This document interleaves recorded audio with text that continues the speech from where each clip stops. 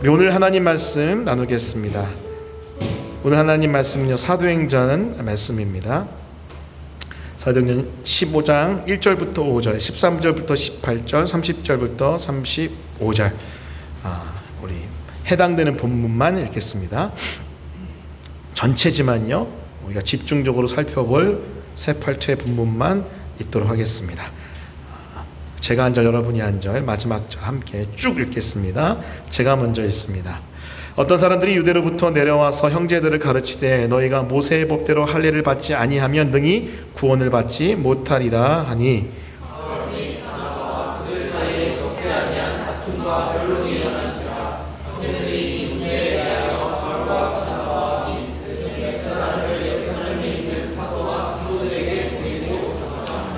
그들이 교회의 전송을 받고 베니게와 사마리아로 다니며 이방인들이 주께 돌아온 일을 말하여 형제들을 다 크게 기쁘게 하더라.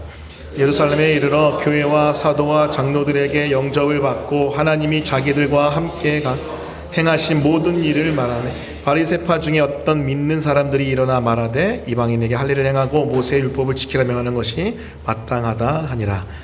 말을 마침에 야고보가 대답하여 이르되 형제들아 내 말을 들으라. 하나님이 처음으로 이방인 중에서 자기 이름을 위할 백성을 취하시려고 그들을 돌보신 것을 시므온이 말하였으니 선지자들의 말씀이 이와 같이 기록된 바 이후에 내가 돌아와서 다윗의 무너진 장막을 다시 지으며 또 그 허물어진 것을 다시 지어 일으키리니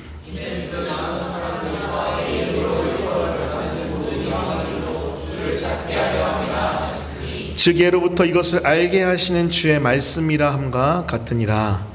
그들이 작별하고 안디옥에 내려가 무리를 모으매 편지를 전하 읽고 그 위로한 말을 기뻐하더라. 신라고 선지자가 여러 말로 권면하여 얼마 있다가 평안히 가라는 전송을 형제들에게 받고 자기를 보내던 사람들에게로 돌아가되 함께 읽겠습니다. 바울과 바나바는 안디옥에서 유하며 수단 다른 사람들과 함께 주의 말씀을 가르치며 전파하니라. 아멘. 오늘 말씀은요, 사도행전 15장 1절부터 5절, 13절, 18절, 30절, 35절 말씀을 본문으로 가스펠 프로젝트 신약 네 번째 책 복음으로 세워진 교회 9과입니다. 오직 그리스도에 관한 논쟁. 부제로는요, 오늘은 좀 집중적으로 교회의 다툼을 해결하는 성경적 방법, 교회의 다툼을 해결하는 성경적 방법이라는 제목의 하나님 말씀을 증거하겠습니다. 여러분, 우리가 신앙생활 하다 보면은요, 혼자 신앙생활 하지 않고 함께 신앙생활 한다는 것을 깨닫게 됩니다. 여러분, 왜 우리가 이렇게 함께 모여 예배하고 함께 소그룹 혹은 여러 가지 모임을 통하여 교제합니까? 그것은 바로 교회라는 곳은요, 개인을 위한 곳 넘어 공동체를 위한 곳이기 때문에 그렇습니다. 왜죠? 교회 자체가 바로 예수 그리스도의 사람들 공동체의 모임이기 때문에 그래요. 자, 그런데 이렇게 예수 그리스도의 사람들 공동체로서의 모일 때에, 우리가 서로 교제할 때, 서로 연합할 때에 우리는요, 너무나 기쁘고 감사하고 행복한 일이 있기도 하지만 때로는 어떻습니까? 힘들고 어려울 때가 있습니다. 우리가 서로 다르기 때문에 불편할 수 있고요, 때로는 저 사람이 틀렸기 때문에 내가 아플 수 있습니다. 사실 다름은요, 우리가 이해하면 되고 틀림은 용납하면 되는데 우리는 다를 때 정죄하고요, 틀릴 때 끊어버립니다. 자, 가까워지면 가까워질수록 이런 다름과 틀림 때문에 오는 아픔과 힘듦이 교회 공동체 안에 아주 자연스럽게 일어나는 것이죠. 여러분, 혹시 여러분 주변에 이렇게 교회 공동체로서 혹은 여러분 예수 그리스도의 공동체로서 관계 맺고 교제하는 사람들과의 관계 가운데 혹시 어려움이 있습니까? 힘듦이 있습니까? 여러분, 그것은요, 당연하고 자연스러운 겁니다. 왜냐하면 죄인인 우리는요, 예수 그리스도의 은혜 가운데 하나된 공동체를 이루어 살아가긴 하지만 죄가 우리 안에 있기 때문에 사실 서로를 힘들게 하고 아프게 할 수밖에 없어요. 자, 그래서 그 하나된 것을 힘써 지키기 위해서는요, 그 아프고 힘든 불편함의 과정을 반드시 거쳐가야 됩니다. 여러분 부부 사이도 마찬가지고요. 부모와 자녀 사이도 마찬가지고 공동체 소그룹 안에서도 마찬가지고 우리 교회 공동체 또 여러분 주변에 있는 믿음의 신앙의 공동체와도 마찬가지입니다. 너무 힘들어서 그만둬야지 그거 아닙니다. 오히려 반대로 이제 우리가 하나 되어 가는구나. 이제 우리가 이미 하나된 존재인데 더욱더 주 안에서 끈끈해져 가는구나라고 여러분 바꿔서 생각하십시오. 자, 그럴 때 교회 공동체가 또 여러분의 믿음의 관계가 튼실해질 줄 믿습니다. 할렐루야. 자, 그런데 그런 과정 가운데 우리가 반드시 해결해야 될 것이 하나 있습니다. 그것은 바로 교회 안에 있는 다툼이에요. 다툼. 우리의 죄성 때문에 혹은 서로가 이해하지 못하는 서로에 대한 편견 때문에 또 혹은 성경을 바라보는 여러 가지 관점 때문에 또 세상을 바라보는 여러 가지 관점 때문에 우리가 서로 때로는 다툴 수 있습니다. 자, 그런데 이 다툼은요 반드시 성경적 방법을 통해서 해결해 가야 돼요. 자, 오늘 본문 보시면요 그 교회 안에 일어난 다툼과 의견 대립을 너무나도 지혜롭고 너무나도 아름답게 해결해 나가는 교회 모습이 등장합니다. 자, 그래서 오늘 이 말씀을 통해서요 우리가 교회 안에서 또 혹은 관계 가운데 신앙의 관계 가운데 이 다툼을 해결하는 방법을 좀 배워봤으면 좋겠어요. 다툼과 의견 대립이 생길 때 지혜롭고 은혜롭게 해결할 수 있는 성경적 방법, 그것들을 살펴볼 때 여러분 주변에 있는 관계가 아름다워지고 또 그리고 우리 교회 공동체의 관계가 더 깊어지기를 예수 그리스도의 이름으로 축원합니다. 할렐루야. 자, 그렇다면 교회의 다툼을 해결하는 성경적 방법, 오늘 본문에 나타난 첫 번째 방법은요 바로 다툼과 의견 대립이 생길 때 하나님이 세우신 리더십과 대화하는 거예요. 따라해 보겠습니다. 다툼과 의견 대립이 생길 때 하나님이 세우신 리더십과 대화하라. 1절부터 5절인데요 우리가 함께 이 말씀을 제가 설명하면서 같이 읽어보도록 하겠습니다. 여러분 오늘 말씀 보시면요 안디옥 교회에 적지 않은 다툼과 변론이 발생합니다. 자, 유대로부터 온 자들이 믿는 자예요. 안 믿는 자 아닙니다. 믿는 자인데 안디옥 교회에 들어와서 이렇게 이야기하는 거예요. 모세 율법 지켜야 구원이 있다라고 주장하는 거예요. 자, 1절 말씀입니다. 제가 읽겠습니다. 어떤 사람이 유대로부터 내려와서 형제들을 가르치되 너희가 모세의 법대로 할례를 받지 아니하면 능히 구원을 받지 못하리라 하니. 할례가 무엇입니까? 율법 중에 가장 중요한 율법 아닙니까? 다시 말하면 할례를 행하라는 것은요 모세 율법 지켜야 구원이 있다. 믿음만이 아니라 모세 율법도 지켜야 된다. 여러분 이렇게 주장하는 거죠. 자, 그런데 바울과 바나바는 그렇게 증거하지 않았어요. 예수 그리스도의 생명의 복음을요 하나님의 말씀 그렇게 증거하지 않았습니다. 바울과 바나바는 오직 믿음으로만 구원받는다라고 명쾌하게 증거했어요. 자, 그래서 이 두 주장이 크게 부딪힙니다. 자, 여러분 얼마나 크게 부딪혔냐면요 적지 아니한 다툼과 변론이 일어납니다. 자, 2절 바울과 및 바나바와 그들 사이에 적지 아니한 다툼과 변론이 일어난지라. 아마 격렬하게 논쟁이 있고 그런 감정 대립이 있었던 것 같습니다. 자, 그런데 여러분 너무나도 귀하게요 이 강한 부딪힘, 이 대립, 이 의견 다툼을 안디옥 교회가 너무나 지혜롭게 해결해 나갑니다. 자, 우리 같이 한번 말씀 보겠습니다. 우리 2절 하반부 우리 형제들이부터 우리 3절 말씀까지 한번 같이 읽어보겠습니다. 같이 있습니다. 자, 시작. 형제들이 이 문제에 대하여 바울과 바나바와 및 그 중에 몇 사람을 예루살렘에 있는 사도들과 장로들에게 보내기로 작정하니라. 그들이 교회의 전송을 받고 베니게와 사마리아로 다니며 이방인들이 주께 들어온 일을 말하며 형제들을 다 크게 기쁘게 하더라. 아멘. 여러분 2절 후반부 말씀 보면은 안디옥 교회는요 이 대립을 해결하기 위해 바울과 바나바 일행을 예루살렘에 있는 사도 공동체, 결국 리더십 공동체죠, 그곳으로 보냅니다. 왜냐하면 예수님이 세우신 교회의 리더십인 이 사도 공동체와 대화하며 문제를 해결하려고 한 것이죠.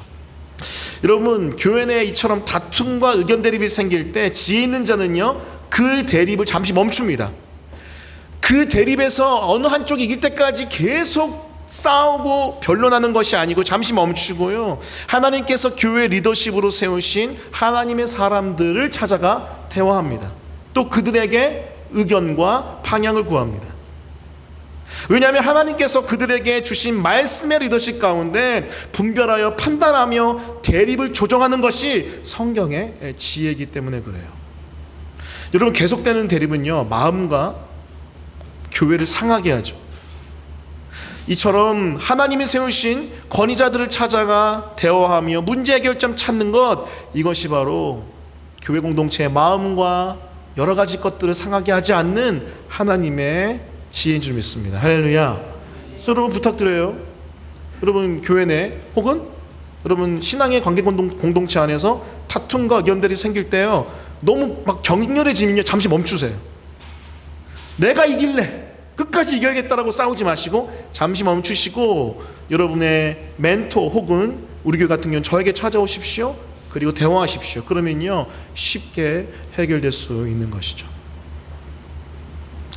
그래서 여러분, 요즘 교회들은요, 그렇지 못하는 경우가 참 많습니다.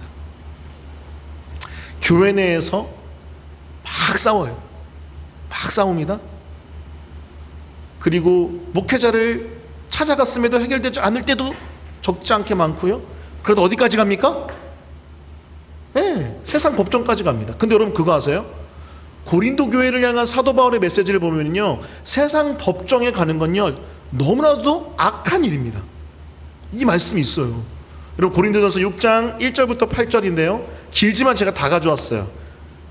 제가 읽을 테니까 들어보세요. 너희 중에 누가 다른 이와 더불어 다툼이 있는데, 교회 안에서의 얘기예요. 구태여 불의한 자들 앞에서 고발하고 성도 앞에서 하지 아니하느냐. 지금 세상 법정에 가 고발한 거예요. 성도들끼리 모여서 여러분 옳고 그름을 분별해내는 것이 아니라 세상 법정에 간 겁니다. 성도가 세상을 판단할 것을 너희가 알지 못하느냐. 세상도 너희에게 판단을 받겠거든 지극히 작은 일 판단하기를 감당하지 못하겠느냐.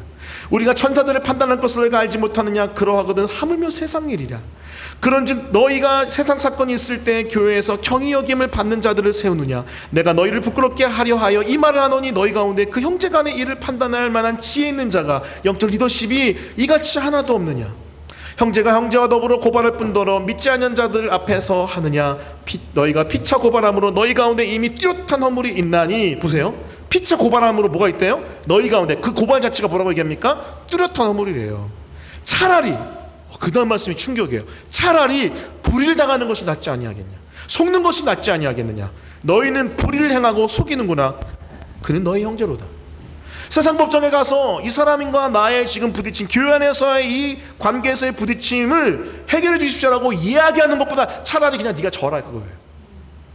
찾아가면 여러분 더 큰 악을 하나님 앞에 짓는 것이다, 이 성경이 얘기합니다. 그래서 여러분 보수적인 교단은요, 교회 안에서의 일을 가지고 세상 법정에 송사하거나 고소하거나 재판을 걸면은요, 출교당합니다. 그냥 다른 거 아니고 그거 자체로 아웃시켜버려요. 근데 요즘에는 그렇게 아웃시키는 거를 또 소송하죠. 그러고 있어요 지금 한국교회가. 여러분 이렇게 막 분쟁하는, 싸우는 교회 혹시 옆에서 이렇게 본 적 있습니까? 저는 정중앙에 있어 본 적도 있고요, 진짜로 아무튼 별의별 일을 많이 경험해 봤는데, 그냥 지나가다 살짝 부딪혀도 그냥 고소해요. 진짜 심각해요. 고소가 막 수십 개씩 쌓여요. 근데 그거 알아요? 그렇게 서로 사랑했어요. 그렇게 울고불고 했던 사이예요. 와, 분열의 역사가 튼튼한데 어마어마하더라고요. 여러분 성경은 뭘 얘기합니까? 성경은 세상 법정 가져가지 마라. 다툼을 멈추고 영적 리더십 앞으로 가라. 이 말씀이 여러분 우리에게 도전 아닙니까? 너희 가운데 그 형제 간의 일을 판단할 만한 지혜 있는 자가 이같이 하나도 없느냐. 너에게 영적 리더십 없느냐. 반대로 너희들에게는 영적 리더십에 순종할 믿음이 없느냐. 리더십에게는 그 지혜가 있어야겠고요, 성도들에게는 그 순종의 자세를 요구하는 거 아닙니까? 여러분 에베소서 4장 11절 12절입니다 제가 잘못 썼는데 제가 읽겠습니다. 그가 어떤 사람은 사도로, 어떤 사람은 선지자로, 어떤 사람은 복음 전하는 자로, 어떤 사람은 목사와 교사로 삼으셨으니 이는 성도를 온전하게 하여 봉사일을 하게 하며 그리스도의 몸을 세우려 하십니다. 여러분 그리스도의 몸 교회를 세우려고 하나님이 세우신 그들이 누구예요? 교회 안에 영적 리더들입니다. 사도, 선지자, 복음 전하는 자, 목사, 교사, 결국 이들이 하는 일이 뭡니까? 지금 사도와 선지자는 없죠. 복음 전하는 자 있고 목사와 교사 있죠. 자, 근데 결국 이들이 하는 게 뭐예요? 말씀의 리더십으로 교회를 세워가는 거예요. 그래서 저처럼 영적 리더십으로 세워진 자는요, 여러분 고린도전서 6장에 나와 있는 것처럼 하나님께 지혜를 구해야 됩니다. 모세에게 있었던 그 지혜, 사사들에게 있었던 그 지혜, 그 선지자들에게 있었던 그 지혜, 사도들에게 있었던 그 지혜를 저는 구해야 돼요. 그래서 교회 안에서 분규가 일어나고 분쟁이 일어나고 다툼이 있고 의견 대립이 있을 때 그것들에 대해서 명확하게 얘기할 수 있어야 되죠. 반대로 교회 교인들은 어떻습니까? 혹 때로는 억울할지라도 순종하려 하는 애씀이 있어야 되는 거예요. 다시 말씀드려요. 너희가 피차 고발함으로 너희 가운데 이미 뚜렷한 허물이 있나니 차라리 불의를 당하는 것이 낫지 아니하며 차라리 속는 것이 낫지 아니하냐. 끝까지 이기려고 막 끝까지 그런 사람 있어요. 누가요? 옛날 제가 그랬습니다. 제가 20대 초반에 논쟁을 너무 좋아했어요. 그래서 교회에서 논쟁이 하나 붙잖아요. 뭐 잘 알지도 못하는데 성경을 가지고 논쟁이 붙잖아요. 밤을 새는 게 기본이었습니다. 그리고 거의 대부분 제가 이겼어요. 왜요? 끝까지 얘기하거든요. 끝까지. 언제까지? 이길 때까지. 근데 그거 아시죠? 남는 허탈함. 내가 뭐 했나. 진짜 제가 적어도 한 3번 정도 그랬던 것 같아요. 사람들이 혀를 내두르며 너랑은 얘기하기 싫다 이제. 얘기하기 싫다. 아니에요. 그러면 안 돼. 근데 여러분, 교회 공동체가 성장하는 가운데 그런 일이 비일비재하다니까요. 도전합니다. 우리 교회 안에 아직 이런 일 없어요?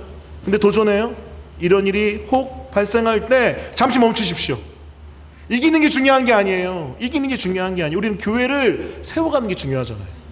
그리고 진리를 은혜 가운데 찾아가는 게 중요해요. 목회자를 찾아오세요.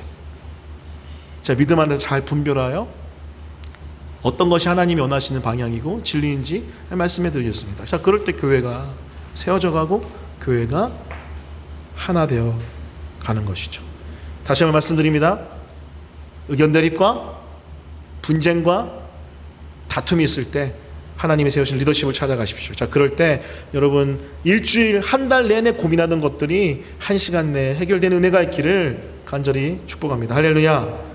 자, 두 번째입니다. 두 번째, 교회의 다툼을 해결하는 성경적 방법. 그것은요, 성경이라는 유일한 기준에 순종하는 거예요. 따라해 볼게요. 성경이라는 유일한 기준에 순종하라. 자, 13절부터 18절 말씀을 이 부분 다 같이 한번 읽어볼게요. 같이 읽습니다. 자, 시작. 말을 마침에 야고보가 대답하여 이르되 형제들아 내 말을 들으라. 하나님이 처음으로 이방인 중에서 자기 이름을 위할 백성을 취하시려고 그들을 돌보신 것을 시몬이 말하였으니 선지자들의 말씀이 이와 같이 하도다. 기록된 바 이후에 내가 돌아와서 다윗의 무너진 장막을 다시 지으며 또 그 허물어진 것을 다시 지어 일으키리니 이는 그 남은 사람들과 내 이름으로 일컬음을 받는 모든 이방인들도 즉 예로부터 이것을 알게 하시는 주의 말씀이라 함과 같으니라. 아멘. 자, 이 바울과 바나바가 가지고 온 이 이방인들이 구원받기 위해 구약 율법, 특히 할례를 지켜야 한다는 이 논쟁에 대해서 예루살렘 교회 공동체, 이 사도 공동체의 리더의 한 사람인 베드로 사도는 어떻게 반응합니까? 내가 주의 성령의 역사 가운데 이방인 고넬료에게 복음을 전했을 때 그들 가운데 성령이 부어지지 않았냐? 이방인에게 하나님께서 오직 믿음으로 구원받는 은혜를 주셨으니 무거운 거 지우지 말자. 율법의 무거움을 지우지 말자. 그렇게 단언합니다. 자, 이 이야기를 듣고 바울과 바나바 어떻게 반응합니까? 이방인들이 복음을 믿을 때 경험한 성령의 역사를 막 간증해요. 자, 그런데 여러분, 저는요, 이렇게 베드로가 자신이 경험한 성령의 역사를 이야기하고 그 권위 가운데, 사도의 권위 가운데 또 다른 사도인 베드로와 바울과 바나바의 그 성령의 역사에 대한 간증의 나눔도 중요하지만 사실 저는요, 야고보 사도의 이야기에 초점이 갔습니다. 야고보 사도는 뭐라고 얘기합니까? 말씀 보세요. 이 말을 마침에 베드로 이후에 바울과 바나바의 간증의 마침에 야고보가 대답하여 이르되 결국 무엇을 얘기합니까? 자, 시몬이 잘 얘기했어. 베드로 잘 얘기했어. 자, 그런데 이것은 15절 선지자들의 말씀이 이와 일치하도다 기록된 바. 따라해 보겠습니다. 기록된 바. 베드로, 죄송해요, 야고보 개혁주의 신학자 같아요. 말씀에 기록된 대로. 멋져요.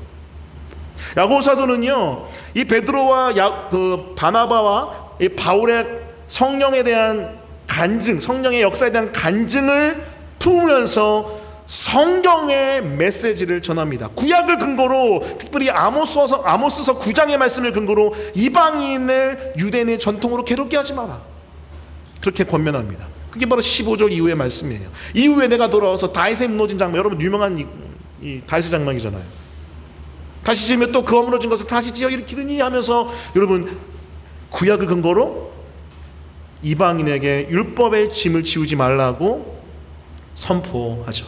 결국 이것을 통해서 예루살렘 공의회는요, 복음을 위해 유대인의 잘못된 전통을 포기해야 함을 결정합니다. 자, 그런데 주목해야 될 거 뭐라고 그랬죠? 바로 야고보 사도의 말씀에 근거한, 성경이라는 절대 교회 공동체의 기준에 근거한 결정, 이것이 우리에게 너무나 중요합니다. 왜 그렇습니까? 결국 교회의 최종 결정은 이 하나님의 약속의 말씀, 이 특별 계시의 총체인 이 성경이라는 유일한 기준에 의지해서 내려야 되기 때문에 그래요. 기억하십시오. 성경이라는 유일한 기준에 순종하는 것이 바로 진짜 교회인 줄 믿습니다. 할렐루야. 그래서 여러분, 종교개혁이 여러분 어떻게 일어나냐면요, 솔라 스크립투라, 오직 성경으로의 정신으로부터 시작된 게 바로 종교개혁이에요. 솔라 스크립투라를 들여다보니까 오직 그리스도, 오직 믿음, 오직 은혜, 오직 하나님의 영광, 이런 것들이 발견된 거예요. 성경의 메시지 아니면요, 우리는요 절대로 그 종교개혁이 일어날 수 없었습니다. 이것이 바로 성경이란 유일한 기준에 순종하는 교회의 모습입니다. 시편 119편 105절 이렇게 이야기합니다. 우리 다 같이 한 목소리로 읽겠습니다. 있습니다. 자, 시작. 아멘. 주의 말씀, 하나님의 성경 말씀, 특별 계시 그 말씀요, 내 발의 등이요, 우리 인생의 발의 등이요, 우리 인생길의 빛입니다. 따라서 교회를 넘어 개개인의 인생도 성경이라는 최종권이 유일한 절대 기준에 맞춰 인생의 각줄을 달고 결론 내려야 합니다. 이런 여러분 삶의 방식을요, 이렇게 부를 수 있어요. 따라해 볼게요. 계시 의존적 사고. 다시 한번요. 계시 의존적 사고. 우리의 모든 생각과 우리의 모든 삶이 계시 하나님의 말씀에 의존되어 있다는 거예요. 정말 우리의 생각이 성경적인지, 우리의 판단이 성경적인지, 나의 결정이 성경적인지, 내 추구가 성경적인지, 내 비전이 성경적인지, 내 모든 관계가 성경적인지 계속해서 묻고 또 묻고 묻고 또 물으며 우리는 결정해야 합니다. 그것이 바로 건강한 성경적 신앙인의 모습이에요. 자, 그런데 여러분, 심각한 문제가 뭐냐면요, 우리가 살고 있는 이 시대는요 포스트 모더니즘 시대거든요. 사실 그래서 유일한 기준, 이런 말 자체를 해체해버립니다.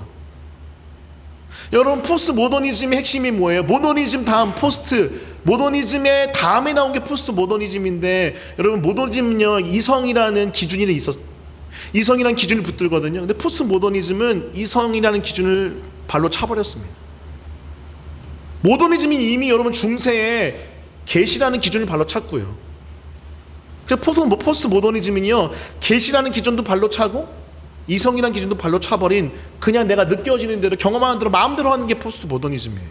그러니까 자연스럽게 경험 중심주의가 나오고 다원주의가 나올 수밖에 없어요. 근데 이게 여러분 개인주의랑 만나가지고 요즘에는 진리가 없습니다. 진리가 없습니다. 뭐가 진리인 줄 아세요? 그냥 내가 이야기하는 게 다 진리인 거예요. 그걸 존중해야지 여러분 똑똑한 사람입니다. 학교에서도 여러분, 저는 옛날에 제가 대학 갈 때쯤에 포스트 모더니즘 철학에 대해서 막 학교에서 강의하고 앞으로 이런 시대가 펼쳐질 거라고 얘기했었거든요. 90년대 말에. 근데 여러분, 제가 무슨 생각했냐면은, 야, 그래, 뭐 예술이나 뭐 이런 어떤 미디어나 이런 것들은 이 포스트 모더니즘적인 삶을 이야기해 볼 수 있겠다. 그런데 학문에서도 그럴 수 있을까? 근데 여러분 그거 아시죠? 학문도 요즘, 학문의 세계도 여러분 포스트 모더니즘적 접근 안 하면은요, 여러분 무시당합니다. 심지어 신학도 그래요. 신학의 접근을 하나님의 계시의 말씀에 의존해서 논리를 따라서 전개하는 게 아니라 포스트 모더니즘적인 아주 독특한 접근을 해야지 요즘에 인정받습니다. 와, 대혼란. 이런 상황 속에서 성경이라는 기준을 던져버린 상황 속에서 교회가 여러분 무슨 결정을 하죠? 혼란스러운 결정을 해요. 그래서 동성애에 대해서 이상한 결정을 하는 교회들도 있고, 그리고 이데올로기 문제에서 여러분 성경이 말하는 대로 결정하는 것이 아니라 세상이 말하는 대로 결정을 하는 모습들이 너무나 많이 등장합니다. 자, 그래서 여러분, 우리가 기도해야 될 간절한 제목이 하나 있어요. 뭐냐면 바로 성경으로 돌아가는 거예요. 할렐루야. 여러분, 성경으로 돌아가야 돼요. 우리 교회 예수 순전한 교회잖아요. 근데 예수 순전한 교회를 표현할 때 이렇게 표현하는 거 기억나시죠? 예수 그리스도께서 그토록 바라시는 오직 성경이 말하는 예수 그리스도, 오직 예수 그리스도만 바라보고 예배하고 사랑하고 닮아가고 증거하는 예수 그리스도의 순전한 사람들, 그게 예수 순전한 교회인데, 성경이 말하는 성경. 여러분, 저랑 얘기하실 때 성경을 가져와 주세요. 경험을 얘기하지 마시고 세상 사조와 여러분 미디어의 이야기를 하지 마시고 하나님 말씀을 저에게 가져와 주세요. 저는요 그러면요 무릎 꿇습니다. 네, 그렇습니다. 당신의 말이 성경의 이야기이기에 무릎 꿇습니다. 여러분, 왜 저에게 영적 리더십이 질서 가운데 있는 거죠? 전제가 있어요. 공승훈 목사는 성경 말씀을 정확무한 하나님 말씀으로 알아 이 말씀을 기준으로 설교하고 이 말씀을 기준으로 한다는 것을 믿고 신뢰하기 때문에 영적 리더십으로서 여러분이 따르는 거잖아요. 제가 만약에 성경의 기준을 가지지 않고 제 마음대로 얘기하는 거 여러분 따를 필요 없어요. 성경에 대한 메시지를 붙들고 성경의 메시지를 붙들고 성경적 사고를 붙들고 하는 것들은 따르셔야 되지만 그러지 않는 거 따를 필요 없어요. 참고해야 될 내용이지. 부탁합니다. 그 생각 성경적입니까? 라고 좀 물어보세요. 따라해볼게요. 그 생각 성경적입니까? 묻지도 않고 그냥 따지지도 않고, 이게 뭐죠? 무슨 광고 그거 같은데 그냥 따라가요. 진짜 와 탁월한 언변이 있고 탁월한 어떤 영향력이 있는 어떤 사람들, 기독교인이래. 와 기독교인인데 진짜 멋진 메시지를 전한다, 삶을 산다. 좋아요. 뭐 연예인 중에 그럴 수 있고 뭐 스피커 강사 중에서 그런 분이 있을 수 있죠. 그런데 엄밀하게 따져보세요.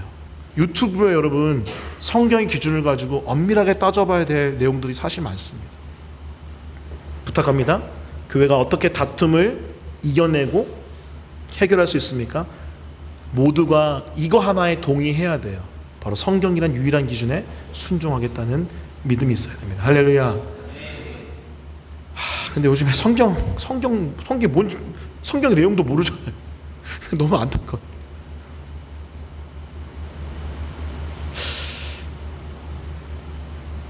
포스트 모더니즘 시대는 경험을 중시하기 때문에 찬양이나 어떤 기도 때 경험되어진 어떤 느낌들을 따라갈 가능성이 되게 큽니다. 그래서 여러분 전 세계적으로 가장 부흥하는 교단이 어디예요? 오순절이에요. 급속도로 부흥합니다. 이 지금 전 세계의 기독교가 꺾이는 이 시기에도 여러분 오순절은요 급속도로 부흥해요. 여러분, 근데 저는요 그런 성령의 역사, 감성의 표현들 저는 되게 추구해요. 소중히 여겨요. 자, 그런데 정중앙에 뭐가 있어야 되죠? 말씀. 부탁합니다. 여러분의 인생이 흔들리는 이유는요 이 말씀의 기준이 없기 때문에 그래요. 약하기 때문에 그래요. 그래서 이 말씀의 기준을 세우고 이 말씀의 기준을 따라서 저 사람이 맞다면 내가 틀렸음을 고백하고 인정하는, 그것이 바로 교회 다툼 해결하는 성경적 방법입니다. 저에게 찾아오세요. 제가 말씀으로 가르쳐 드리겠습니다. 그때 교회는요 그 다툼을 해결할 수 있는 것이죠. 그것이 바로 교회 다툼 해결하는 성경적 방법 두 번째인 성경이라는 유일한 기준에 순종하는 삶의 모습입니다. 자, 마지막 세 번째입니다. 마지막 세 번째는요, 메시지와 메신저가 함께 일할 때 문제가 해결된다는 거죠. 30절부터 35절인데요 한번 같이 보겠습니다. 같이 읽습니다. 자, 시작. 그들이 작별하고 안디옥에 내려가 무리를 모은 후에 편지를 전하니 읽고 그 위로한 말을 기뻐하더라. 유다와 실라도 선지자라 여러 말로 형제를 권면하여 굳게 하고 얼마 있다가 평안히 가라는 전성을 형제들에게 받고 자기를 보내던 사람에게로 돌아가되 바울과 바나바는 안디옥에서 이유하며 수단 다른 사람들과 함께 주의 말씀을 가르치며 전파하니라. 아멘. 지금 사도들은요, 예루살렘 회의에서 결정된 복음과 율법의 관계 무엇입니까? 율법 지키는 것이 구원의 조건이 아니다에 대해서 편지 씁니다. 메시지를 써요. 그리고 안디옥 교회에 전달합니다. 근데 바울과 바나바만 보내는 게 아니라 그 온 사람들을 통해서 그냥 편지만 그들에게 줘서 끝내는 게 아니라 이 예루살렘 교회 출신의 유다와 실라라는 하나님의 사람들을 같이 보냅니다. 편지의 전달자, 메시지의 전달자로서 메신저도 같이 보내는 거예요. 그래서 이 편지의 내용을 확증하는 거죠. 여기서 한 가지 우리가 깨달아야 될 게 있습니다. 그것은 바로 메시지를 메신저와 함께 보낼 때 그 메시지의 내용이 보증되고 메시지가 잘 적용되고 영향력을 미칠 수 있는 거예요. 말씀 보니까 정말 그렇잖아요. 여러분, 실라와 그리고 유다가 여러 말로 형제들을 권면하면서 말씀으로 그들을 세워나가잖아요. 이것이 바로 메시지뿐만이 아니라 메신저와 메시지가 함께 일할 때 나타나는 놀라운 평안의 모습입니다. 여러분, 물론 진리의 메시지는요 역사가 일어납니다. 왜냐하면 그 진리고 생명이기 때문에. 자, 하지만 메시지가 메시지 혼자 일하는 것보다 함께 메신저와 같이 일할 때 놀라운 힘을 발휘하는 거예요. 전달하는 내용을 전달하는 자가 말로 다시 풀어서 설명하고 삶으로 나타내 보이면서 증거할 때 그 진리는 확증되고 폭발하는 거죠. 그렇기 때문에 여러분이 왜 진리의 메시지를 붙들매도 아직 변화가 일어나지 않는지 여기서 한번 추측해 볼 수 있어요. 내가 알아요. 다 아는데요. 나 다 아는데 왜 변화가 안 일어날까? 왜 나는 뭔가 답답할까? 그 이유는요, 그 메시지, 진리의 메시지를 다시 한번 내 삶에 풀어 설명해주고 그 삶으로 보여줄 메신저를 아직 안 만나보지 못했기 때문에 그래요. 그렇기 때문에 도전합니다. 메신저를 찾고 구하세요. 여러분 인생 유다와 실라를 구하세요.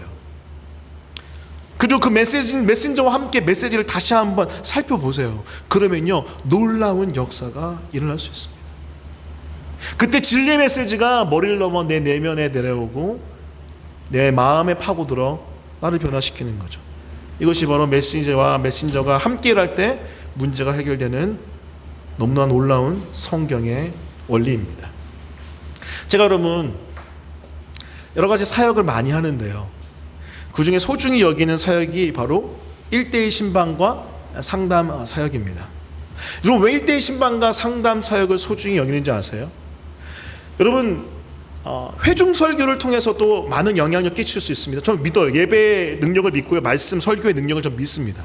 하나님께서 이 공간에서 말씀을 통하여 설교를 통하여 역사하신다는 건 좀 믿습니다. 자, 그런데 사각지대가 있더라고요. 한 80-90%는 은혜를 받는다 할지라도 한 10% 정도는 약간 비껴가는 경우, 혼란스러워하는 경우, 아파하는 경우가 있더라고요.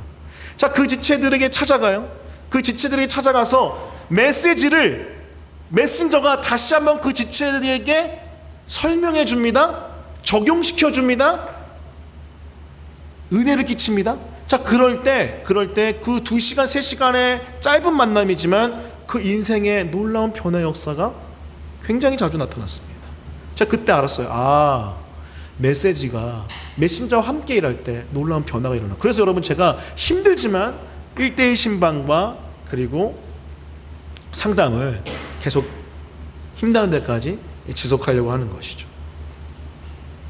사랑하는 성도 여러분 왜 변화되지 않는 줄 아세요? 아직 그 메시지를 바르게 전하는 메신저를 못 만났기 때문에 변화되지 않는 것이 있습니다. 여러분, 사실 여러분 정도면은 이미 성경에 있는 아주 중요한 내용들은 거의 다 알지 않나요? 근데 왜 우리는 이러고 있죠? 그것은 바로 그 메시지를 가지고 내 삶에, 내 마음에 새겨줄 메신저를 아직 만나지 못했기 때문에 그래요. 저와 여러분의 관계 속에서 제가 그런 메신저가 되기를 기도합니다. 기도해 주세요. 그 여러분도 마찬가지입니다. 여러분도 여러분 주변에 있는 하나님의 사람들에게 그런 메신저의 역할 감당했으면 좋겠어요. 여러분 얼마나 아름다워요. 여러분 말씀 보세요. 유다가, 실라가 그 하나님의 말씀을, 그 편지를, 교회 결정을 읽고 그 위로한 말을 전할 때 교회가 기뻐하잖아요. 그리고 이들도 선지자여가지고 하나님 말씀 전하는 자여가지고 여러 말로 형제들 권면하고 굳게 하잖아요. 너무나 아름답지 않습니까? 여러분 어떤 사람은요 만나면요 힘이 빠져요. 에너지가 뺏기고 인생이 힘들어지는 사람이 있습니다. 대화를 하면은 그냥 에너지를 다 가져가요. 혼란스러워져요. 유다와 실라와 반대의 모습인 거죠. 하지만 여러분에게 도전합니다. 여러분 메시지를 붙드는 건강한 메신저가 돼서 여러분의 인생에 여러분이 유다와 실라가 되었으면 좋겠어요. 할렐루야. 그래서 여러분 만나는 사람이 정말로 기뻐하고 힘을 얻고 굳게 되어진 역사가 일어났으면 좋겠습니다. 저는 우리 교회가 그런 교회 되었으면 좋겠어요. 이벤트도 좋아요. 함께 막 으쌰으쌰 하는 것도 좋고 재미난 여러 가지 다양한 액티비티 하는 것도 좋습니다. 저는 그런데 그런 거는요 세상에서 할 수 있잖아요. 네, 세상에서도 재미나게 많이 하잖아요. 사실 더 재밌지 않나요? 세상이? 게임도 하면 더 재밌고. 교회는 결국 말씀과 성령으로 은혜를 경험하는 곳인 줄 믿습니다. 할렐루야. 그래서 여러분 여러분의 인생이 유다와 실라를 만나시고 여러분이 또 다른 사람에게 여러분 유다와 실라가 되었으면 좋겠습니다. 자, 그럴 때 교회의 다툼과 문제가 떠나가고 평안이 임하는 줄 믿습니다. 그게 바로 교회에 어려움이 생겼을 때 교회 다툼을 해결하는 성경적 방법 세 번째인 메시지와 메신저가 함께 일할 때 문제가 해결된다는 메시지입니다. 말씀을 정리합니다. 오늘은요 복음과 은혜의 관계보다는요 교회의 다툼을 해결하는 성경적 방법을 배워봤습니다. 다시 도전합니다. 다툼과 의견 대립이 생길 때 이길 때까지 그만 싸우지 마세요. 그만 싸우시고 영적 리더를 찾아가서 솔로몬의 그 지혜를 가지고 판결을 내려주십시오. 그렇게 부탁하십시오. 여기에 순종할 때 놀라운 회복이 있죠. 그런데 그 기준은요 성경이라는 유일한 기준입니다. 거기에 우리 순종하는 거고요. 그리고 마무리는요 그 메시지가 메신저와 함께 같이 할 때 문제 해결되기에 우리에게 그 문제를 해결해주는 영적 리더십이 우리를 돌보고 우리와 함께하는 그것들을 소망하고 요즘에 이런 소망도 없어 교회가. 자 여러분 주일날 어떤 지체가 오늘 못 오나? 해서 막 예배 전 몇 분 전에 연락을 딱 했는데 예배 끝나고 그 지체한테 카톡이었어요. 목사님 담임 목사님한테 카톡이 오다니. 개척교회가 이게 좋군요. 그걸 보고 전 또 충격에 빠지고 안 올 것 같으니까 보냈는데 이게 뭐라고 은혜를 받지? 기대가 없는 거예요. 여러분 이건 정상이 아닙니다. 우리가 다 그러고 있잖아요. 지금 이런 흐름이 정상은 아니에요. 그래서 여러분 그렇게 저 메시지를 전한 저 사람이, 저 리더십이 내 마음을 향하여 다가와서 다시 한번 설명해 줄 것을 기대하고 여러분이 또 그런 사람이 되기를 소망하는 은혜가 있었으면 좋겠습니다. 그런 은혜가 있기를, 그래서 다툼이 해결되는 역사가 일어나기를 예수님 이름으로 축원합니다. 아멘. 우리 같이 함께 찬양했으면 좋겠습니다. 우리 유일한 기준인 하나님의 말씀을 노래하십시다. 말씀 앞에서 경외함으로 주께 홀로 섭니다. 생명의 말씀 읽고 순종해 주를 예배합니다. 다시 한번 하나님의 말씀을 기억하며 말씀 앞에서 경외함으로 주께 홀로 섭니다. 생명의 말씀 읽고 순종.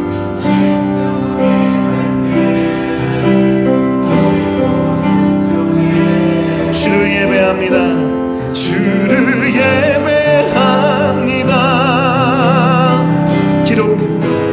기록된 말씀 힘이 있어서 진리로 우리 거룩게 하며 거룩한 말씀 거룩한 말 세세 영원히 세세영 복음이 되어 말씀하시네 복음이 되어 말씀하시네 하나님 말씀에 두려워 떠는 자 그 말씀에 생명을 거는 자 한 사람 찾으시는 주님의 약속을 믿어 하나님 말씀에 운명을 거는 자 순종하며 주 따라가는 자 영원한 하나님 나라 이루어갈 주의 교회여 일어나 다시 한번 하나님 말씀에 두려웠던 그 말씀에 생명을 거는 자 아멘.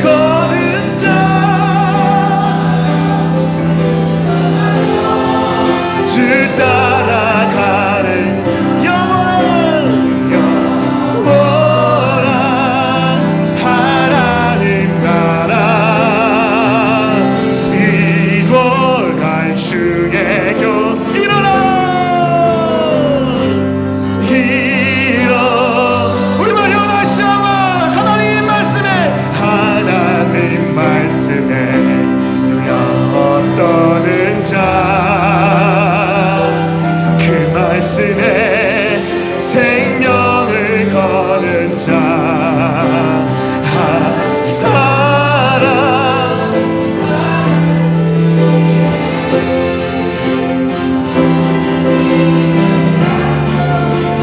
아멘.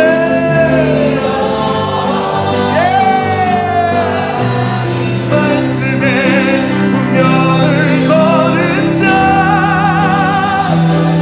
그 말씀에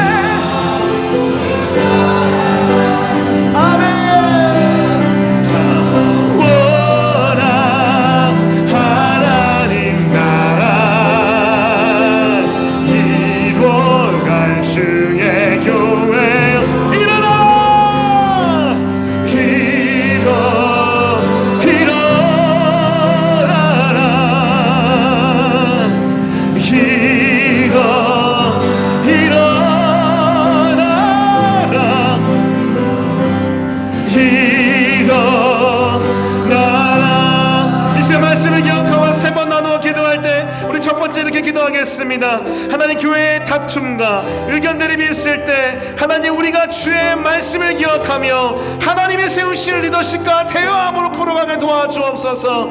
세상에 송사하는 것이 아니라 이때까지 싸우는 것이 아니라 하나님의 세우신 리더십에게 찾아가 그 하나님의 지혜 가운데 판결을 맡기는 그 믿음의 삶의 자세를 하나님 우리가 살아낼 수 있도록 도와주옵소서. 우리 말씀 붙들고 하나님 내가 그렇게 하나님의 세우신 질서에 순종하겠습니다. 그리고 우리 교회가 그 지혜 있는 리더십이 되어질 수 있도록 도와달라고 이 시간 주 앞에 주시고 통성으로 기도하겠습니다. 기도합니다.